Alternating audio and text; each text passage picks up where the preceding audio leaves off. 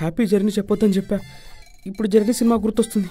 అబ్బో, ఓఎంఆర్ షీట్కి అడిషనల్ అడిగటం లేకున్నాడు.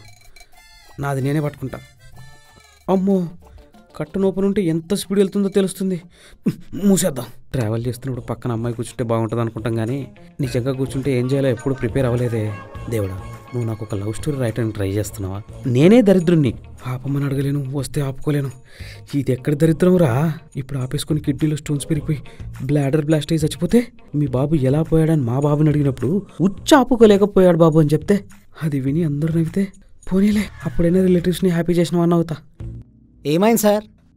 అంటే హార్ట్లో ఏదో పెయిన్ వస్తుంది. పొద్దున్నుంచి ఏమన్నా తిన్నారా? ఏం తినలే. గ్యాస్ పెయిన్ అయి ఉంటుంది సార్. రండి, హోటల్ దగ్గర ఆపాంగా భోంచేద్దరు కానీ. గ్యాసా? నేను రాను. ఎందుకు సార్? మీరు నన్ను వదిలేసి వెళ్ళిపోతే? అయినా మీరు బుక్ చేసుకుంది fresh bus sir. Bus recharge కావడానికి, మీరు వాష్రూమ్స్ అవి యూజ్ చేసుకోవడానికి, అట్లనే మేము ఇచ్చే కాంప్లిమెంటరీ ఫుడ్ మీరు తిని రీఛార్జ్ అవ్వడానికి అదిగో మంచి హోటల్ దగ్గర ఆపాం. మేము మిమ్మల్ని వదలము, మీరు మా సర్వీస్ని వదలరు. ఓవర్ థింక్ చేయకండి సార్. రండి.